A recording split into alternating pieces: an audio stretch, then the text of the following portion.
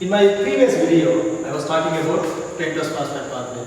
This pathway is nothing but the conversion of glucose 6-phosphate to ribose 5-phosphate by generating NADPH and releasing carbon dioxide.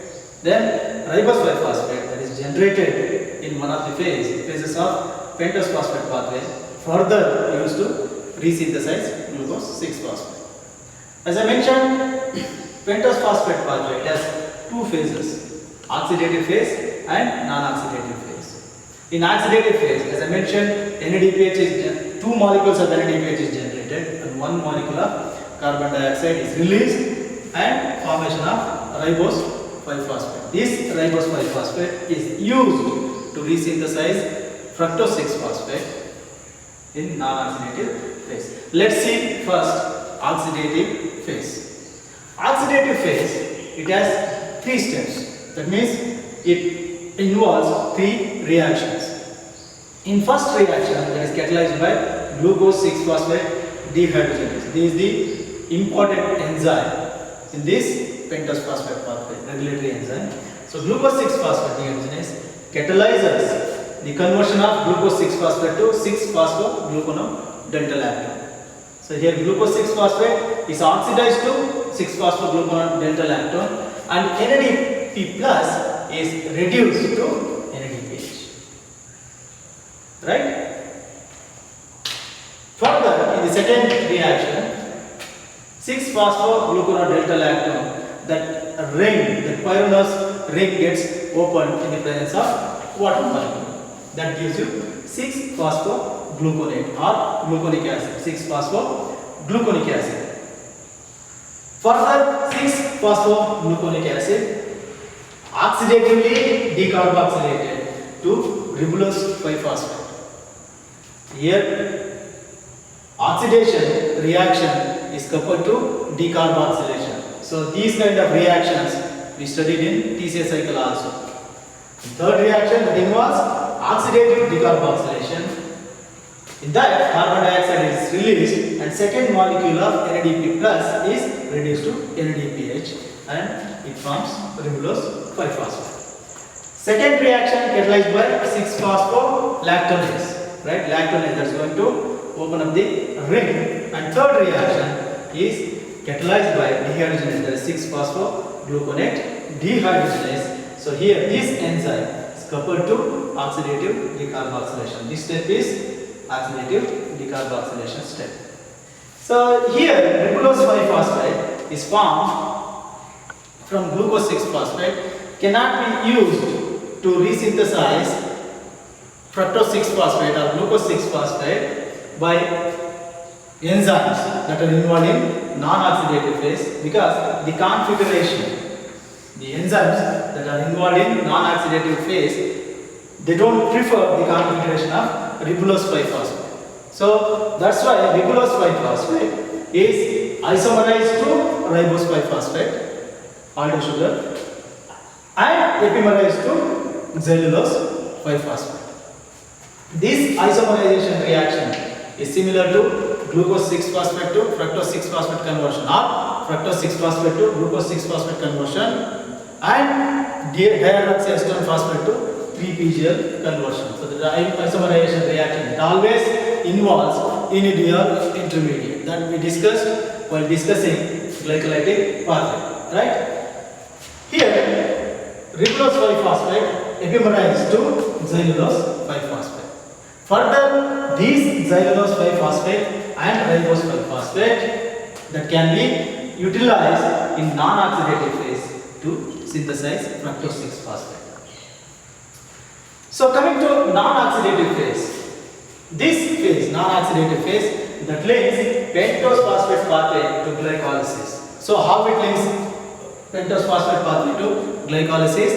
So in the oxidative phase, ribose 5-phosphate is generated. Using this, it generates fructose 6-phosphate. Fructose 6-phosphate is nothing but the intermediate of glycolytic pathway. So that's how non-oxidative phase links pentose phosphate pathway to glycolysis. This linking of pentose phosphate pathway and glycolysis are mediated by trans-ketolase and trans-aldolase. trans-ketolase and trans-aldolase. In this non-oxidative phase, indirectly 3 molecules of ribose 5-phosphate are used.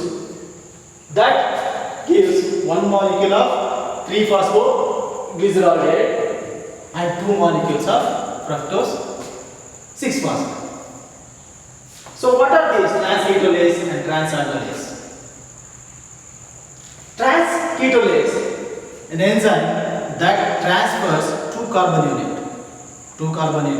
and trans-aldolase, on the other hand, transfers 3 carbon unit.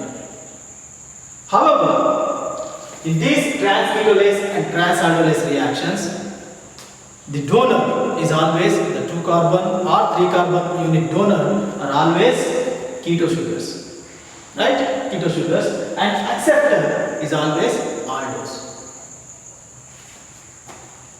This non-oxidative phase again that involves 3 reactions.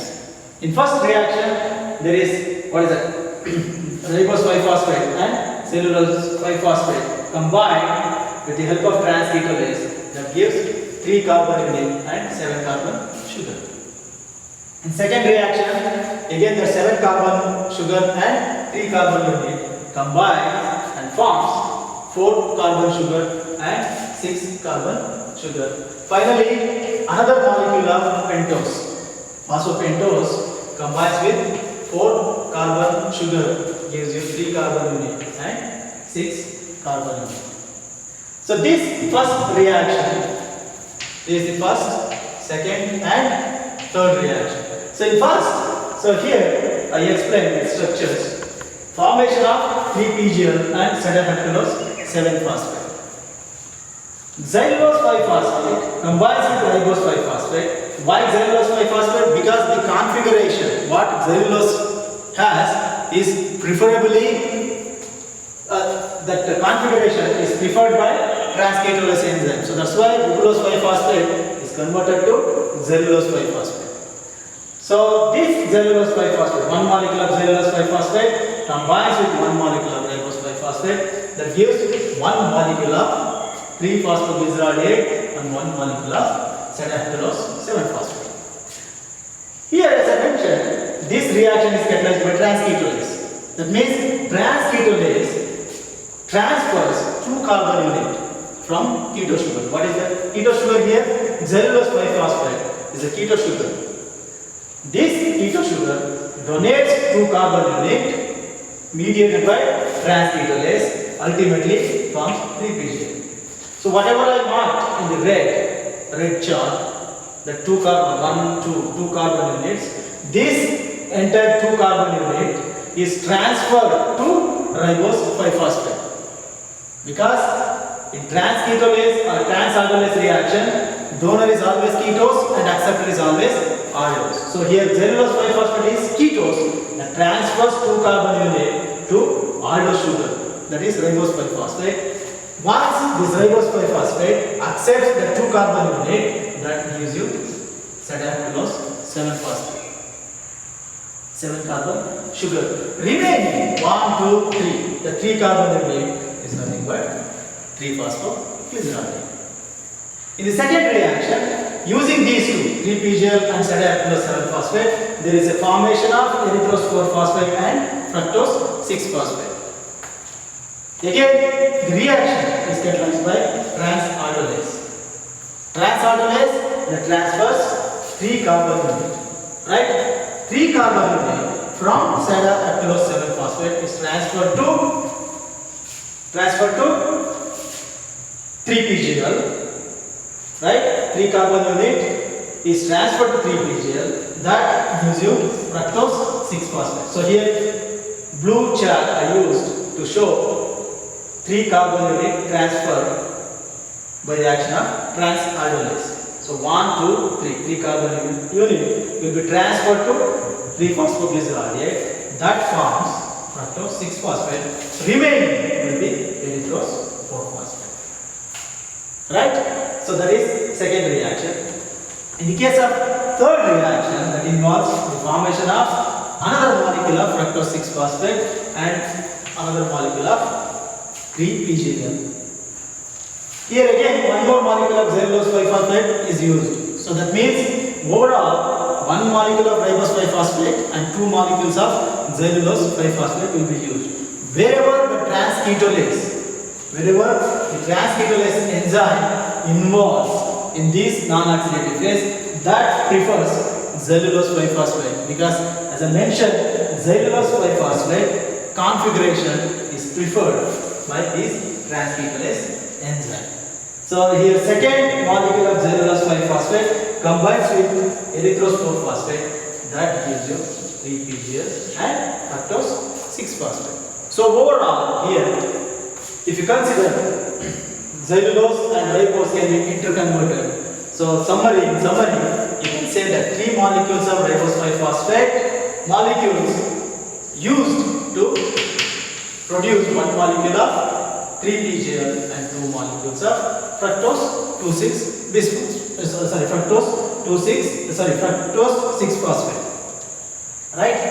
So overall 2 molecules of fructose 6-phosphate is generated, 1 molecule of 3-PGL is generated.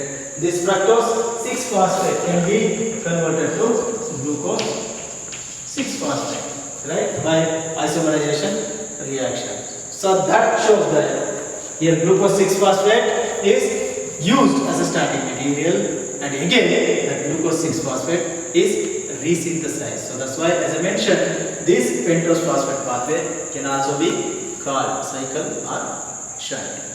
So I'll stop this video here, and the remaining thing in pentose phosphate pathway is regulation of pentose phosphate pathway. So that I'll make one more video to discuss the regulation of pentose phosphate pathway and the importance of glucose 6-phosphate dehydrogenase.